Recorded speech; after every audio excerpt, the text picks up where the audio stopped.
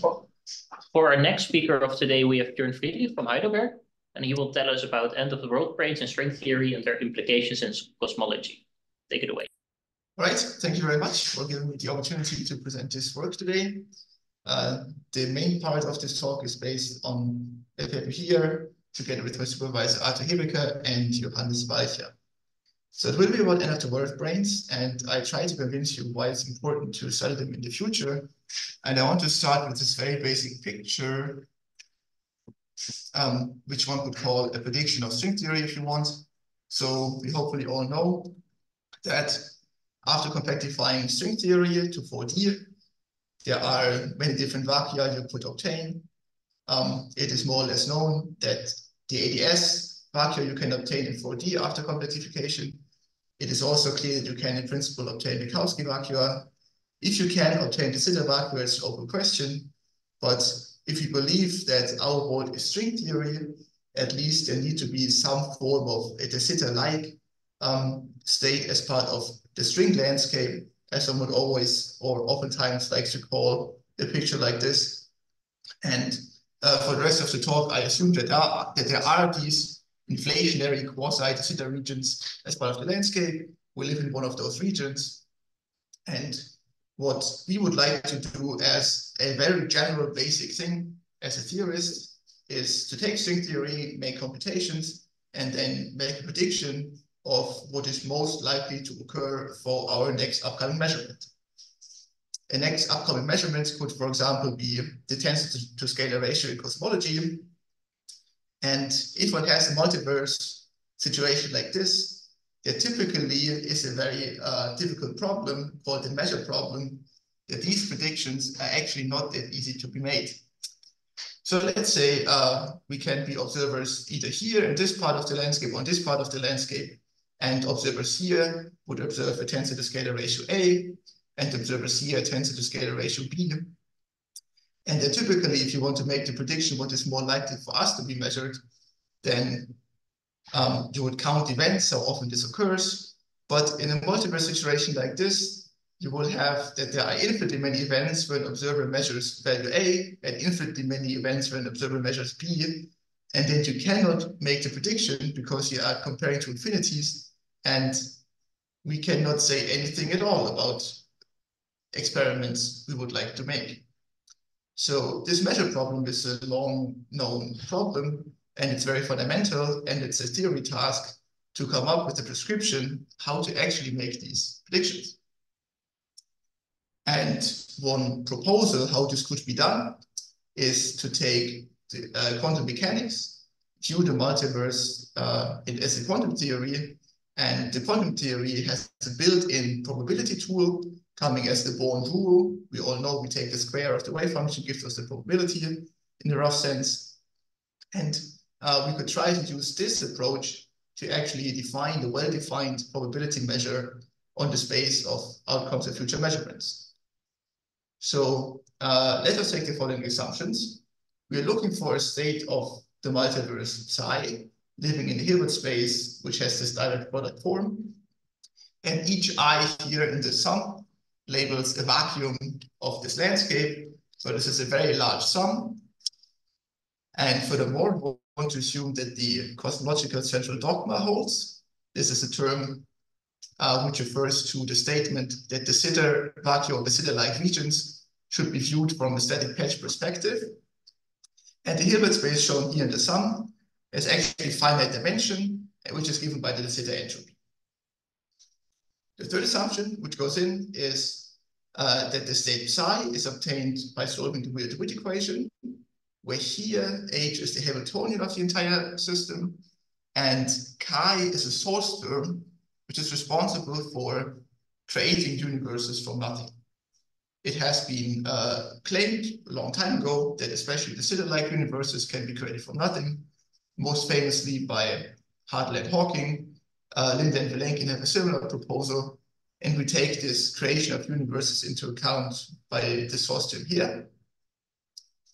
So once we have this state of the universe, we can now make the prediction whether measuring A or B is more likely by projecting psi on the subspace of states where condition A is fulfilled, take the norm, and B where the norm, take the norm, and then we compare just by dividing these two predictions. So this is the plan we would like to do, and we hope that this way we can define well-defined probabilities. But of course, implementing this is certainly very difficult because age is microscopically defined. Size, the microscopic thing, depends on UV degrees of freedom. So it's very hard to do this. But one can actually take these assumptions and relate it to semi-classical statements, or let's say, get a result which only invokes semi-classically calculable quantities in the form of this equation here, which can be read as a rate equation. Here, the index I labels in the zeta vacuum or the zeta-like region, and these Ji correspond to the creation rates from nothing of these zeta-like regions. The gamma I to j's and I to y's correspond to vacuum transition and vacuum decay rates, which can both be calculated using semi-classical techniques, instanton techniques, dimension Hartle-Hawking thing, Cohen-Deluccia instantons, techniques like this. And this equation can then be solved for the PIs, which are defined from the microscopic theory by projecting psi onto the zeta vacuum I, onto the zeta-like part of the Hilbert space, and then take the norm. So it's the probability of realizing the zeta vacuum I in the multiverse. And of course, if we could solve this equation, then we would have a very good starting point for making predictions, because we live in a zeta-like part of the universe. If we could solve for this, it would be a very good starting point. But to solve these equations, this equation, or there are many equations, one for every zeta vacuum, we need to specify or need to get a good handle on what these Ji's are, the vacuum creation rates, and these gamma, the vacuum transition rates. So from vacuum to vacuum transition, these transition rates are well known. You can compute using Cohen-Deluccia instantons. But there's also the possibility of a vacuum decaying to nothing. A vacuum decay to nothing has first been studied by Witten, and he studied a 5-dimensional space-time for the flat space, and then an internal S1. And he showed that this 4-dimensional flat space can decay to nothing, where the responsible instanton has this kind of illustrated geometry. So the internal S1 shrinks to 0 size over the locus of an S3. So this is Euclidean 4D space, which is drawn here. And if you try to move in further to the center of this picture here, you actually cannot go any further than this spherical region, because there the internal manifold has shrunk to 0 size, and inside here is nothing. And this is an instanton solution, which in the Lorentzian version, so after the quantum process, this nothing inside expands and eats up all space, all Minkowski space that was there. And of course, also decays like this should be taken into account in this rate equation. So we ask ourselves, what about these transitions in string theory, in the string landscape we're interested in? And from the 4-dimensional perspective, this region here is nothing but an end of the world brane. And you can see already from this picture that it must have negative tension in order to be a solution for this instanton. This is from the 4-dimensional perspective. And then it becomes kind of clear that one can turn this picture around and get a vacuum creation process, also involving end of the world branes. This vacuum creation process, I would call it the bubble of something, as the correspondence to a bubble of nothing. And it is obtained by looking for instanton solutions of this form, where now inside this disk, we have our space-time M, whatever it may be. And then we have an end of the world brane bounding this disk, realized by some internal manifold shrinking to 0 size, for example. And if we now analytically continue this to Lorentzian space-time, we will have the space-time here at the center emerging from nothing, and the space-time at the center will expand. So it is precisely the reverse process of this bubble of nothing here. And the end of the world brane from the 4-dimensional perspective needed here needs to have positive tension if the center here is a Minkowski space. So we identify two processes which participate in this cosmological multiverse application, where we need to investigate these end-of-the-world branes, possibly mediating a bubble of something or a bubble of nothing. So the question is, do we have these end-of-the-world branes in string theory? And a conjectural answer is yes, given by the covariism conjecture, which states that all covariism classes, quantum gravity covariism classes, whatever quantum gravity precisely means, should vanish. But the physical result of this is that every consistent theory of quantum gravity should admit end-of-the-world branes, or interpreted slightly differently, should admit a defect, here drawn in red, allowing the internal manifold, whatever it may be, to shrink to zero size. So we now have a motivation why to study end-of-the-world branes. We now have an argument why we can believe that these end-of-the-world branes are always there. So let's go on and construct an end-of-the-world brane. Let us start from type 2A, compactified on Calabi-Yau 3-fold to 4D. So this here should picture Calabi-Yau. This is our 4D non-compact space.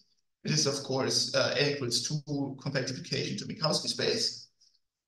And then we do an orientifold involution, yielding us an O8 plane. So we flip one of these 4-dimensional non-compact directions, giving us an O8 plane, which is an end-of-the-world brane from the 4-dimensional perspective, and also wrapping the entire Calabi-Yau on this over this space here.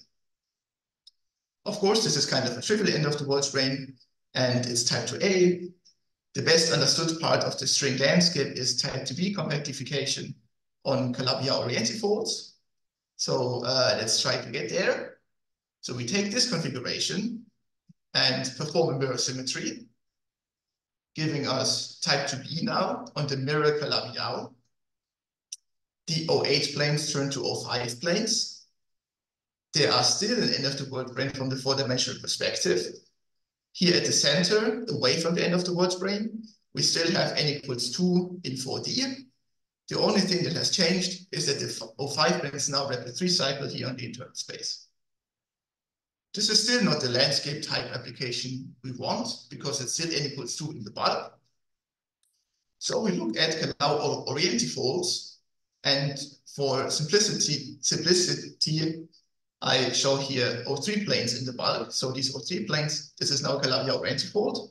O3 planes in the bulk, extending all along the non-compact directions and being point-like in the Calabi-Yau.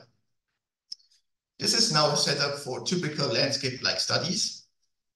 And one can show that this O3 plane and this O5 plane here together actually preserve 2 supercharges. What I mean by this is here in the bulk, we have n equals 1 supersymmetry, meaning there are 4 preserved supercharges. And this thing here still preserves 2 supercharges, meaning it kind of behaves like a BPS object. And one expects this to be infinitely large, and thus we will slightly not get this desired situation of having this compact S3 boundary by our end-of-the-world brane of creating a bubble of nothing or something. There's one more additional thing that comes into play when showing this picture. Due to now in the bulk, the situation being n equals 1, it will not be flat space anymore, because now there will be perturbative effects, pushing the non-perturbative effects, pushing this to an ADS vacuum. So we'll have ADS in the bulk, bounded by a BPS end-of-the-world brane, which will have infinitely large volume and not be allowable for a bubble of something or bubble of nothing. So now we do our final step in the creation of our landscape-like vacua and introduce some supersymmetry breaking in the bulk. And now there's no reason, there's no argument which forbids us to have a situation like this, where the tension of the brane together with the theory in the bulk resembles together to have this incerton configuration suitable for a bubble of nothing, or this situation where the tension is slightly positive, or positive enough to mediate a bubble of something.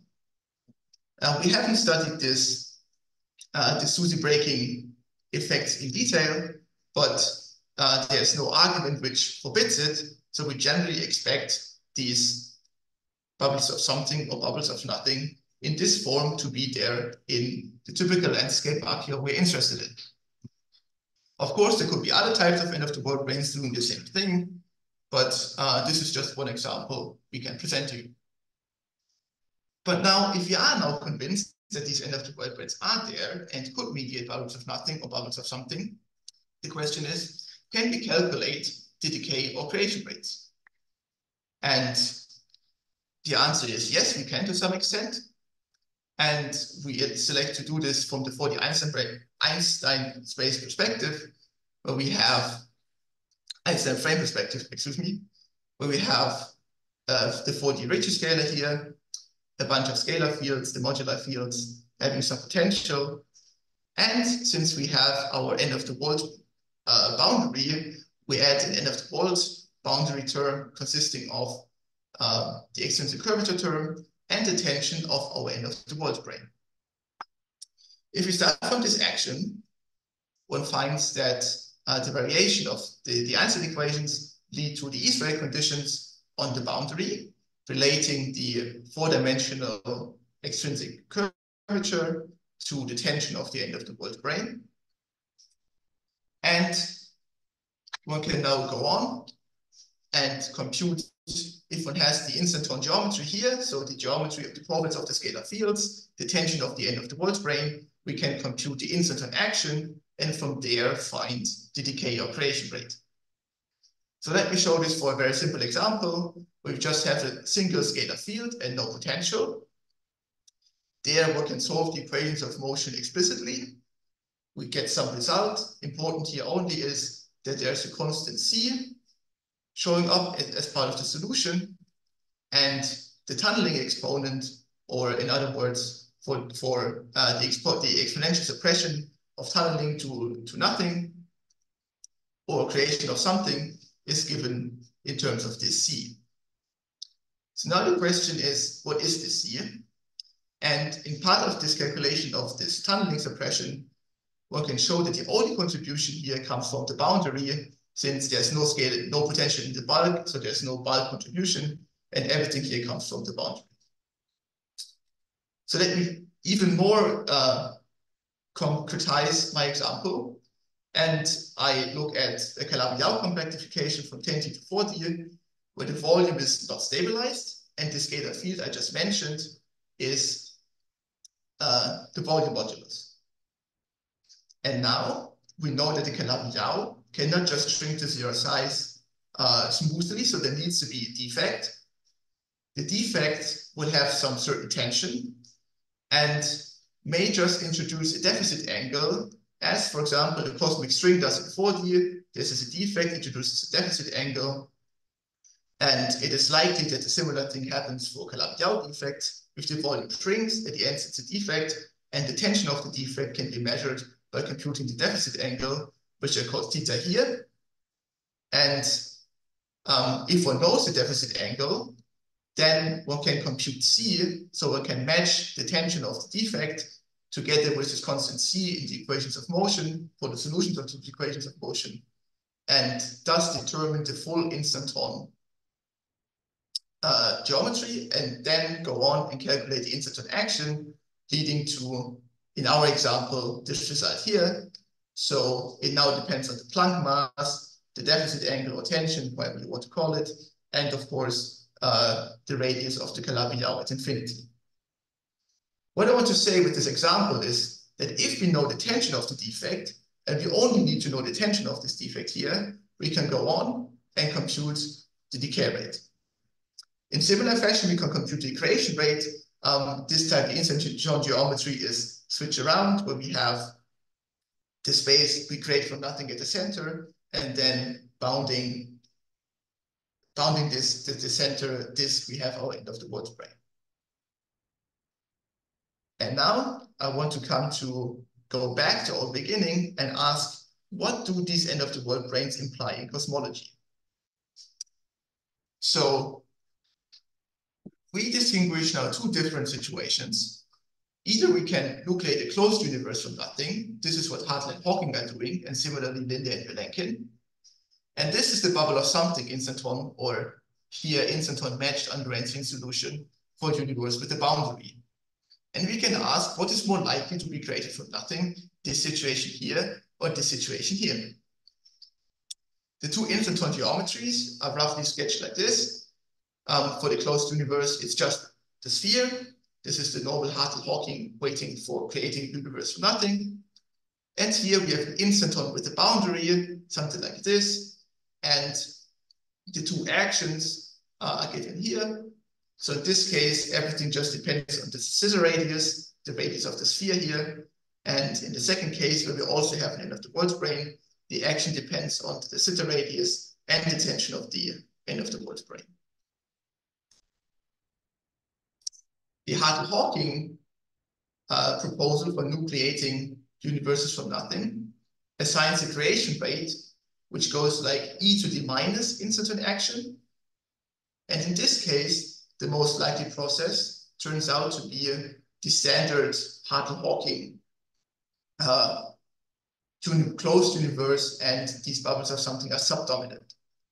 But I already told you that Linde and Vilenkin have a competing proposal, which is almost completely analogous to Hartle and Hawking, but the creation rate is assigned a rate which goes like e to the plus action and not e to the minus action. And in this case, it turns out that the bubble of something is more likely than nucleating a closed universe.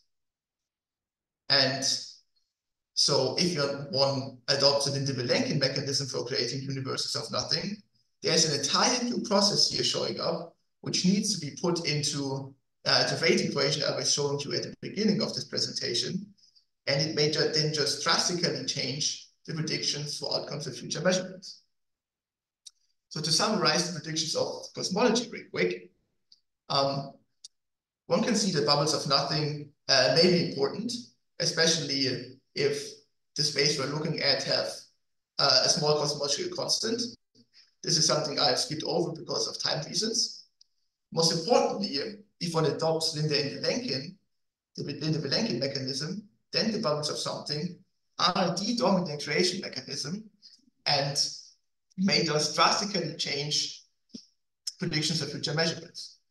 This becomes especially important when the tension of the end of the world brane is large. And in this case, we have already shown in some work in progress that the predictions do really change drastically. Furthermore, here we have compared the creation of two de Sitter vacua to each other.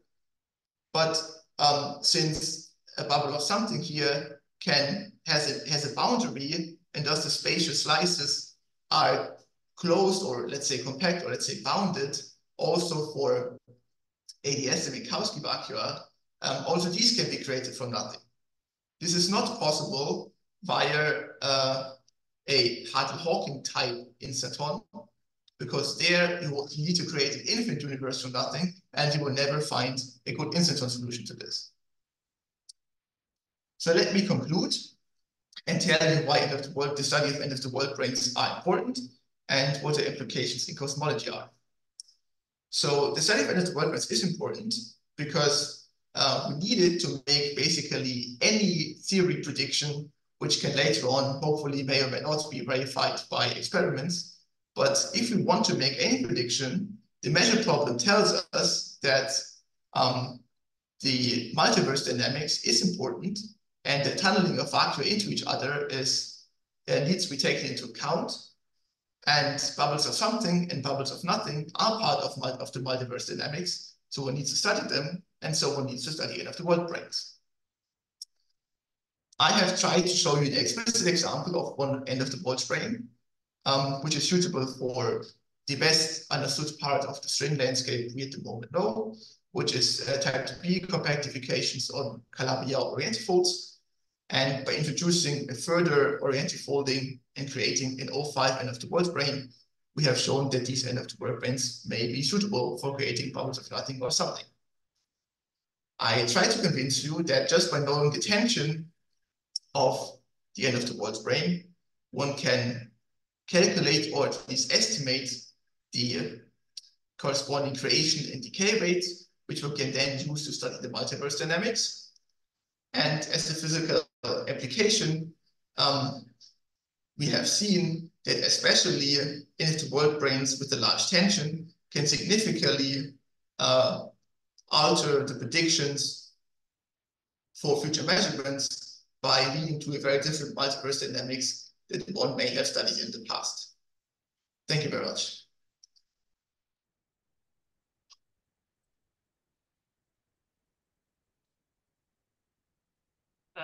Thank you for the very nice talk. First question by Cameron. Thanks, very nice of you. I have a question. You were mentioning the two different prescription for getting whether the plus sign or a minus sign for the creation of these Hartle-Hawking type wave functions. How do we assess which one is the correct one for string theory? This is a very good point. We don't know. And this is why we discuss both at the same level and draw implications for both of these proposals. We don't have a string theoretic argument which one is better, but by now doing this implementation of what I've tried to outline here, solving this equation, make predictions, compare to experiment, one could try to rule out one of these proposals by comparing to experiment. So just to have, a kind of heuristically experimental verification of one of them. But we, at the moment, do not have a string theoretic argument for either of those. Okay, thank you. Any further questions? Yeah, perhaps I can go. Jumping on Cameron's question. You said from Hartle-Hawking that you couldn't get ADS, right? You can't get ADS universes. So without end of the world branes, so with just these kinds of geometries, without end of the world branes, it is not known, at least not known to me, how to get ADS universes from nothing.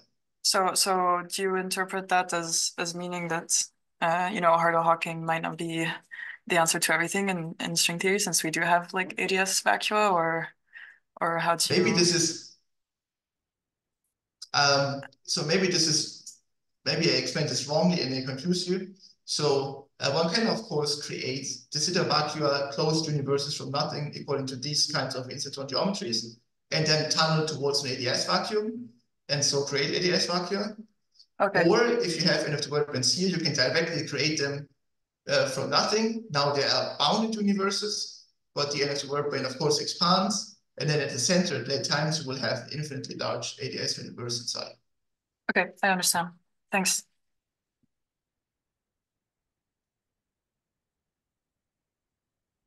We have a question from Irene, I think, in the chat. Irene asks, can you repeat what is the intuition behind having a larger decay rate for larger cosmological constants in de Sitter? A larger decay rate for larger cosmological constants? Can you specify what did I say this? I'm currently reading the question.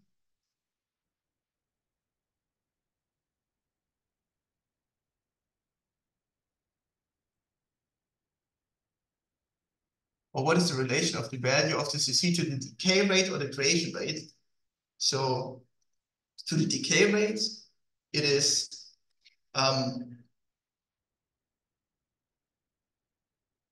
so here one may study this action, which is, of course, is the instanton action.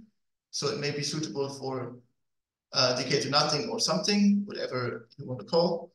And one sees that this drastically changes whether this value here, tension times the Sitter length, is large or small. And if the critical quantity to look at is T4 over LDS, and whether this is large or small, one gets parametrically very different scalings of the action. And the reason, and intuitively, and thus different decay rates and creation rates, and intuitively one can understand that by looking at this picture, the tension of the end of the world brane here determines where at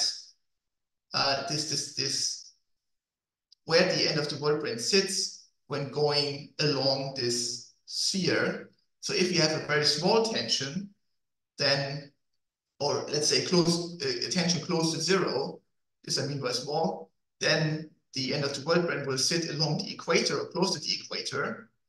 If we have a very large tension in the sense of t going to plus infinity, this end of the brane will move very close to the south pole here, and thus the instanton will be very small, and it will basically look like a Minkowski instanton.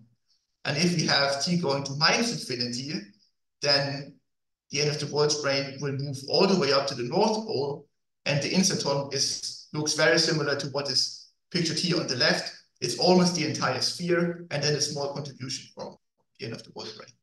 And the pi matrix is determined by T over LDS comparison to M Planck, and this is where these different regimes come from.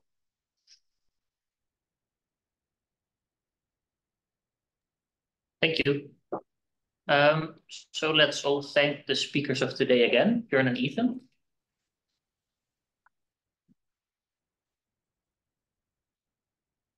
And then we'll leave the Zoom open if anyone has questions for either of them.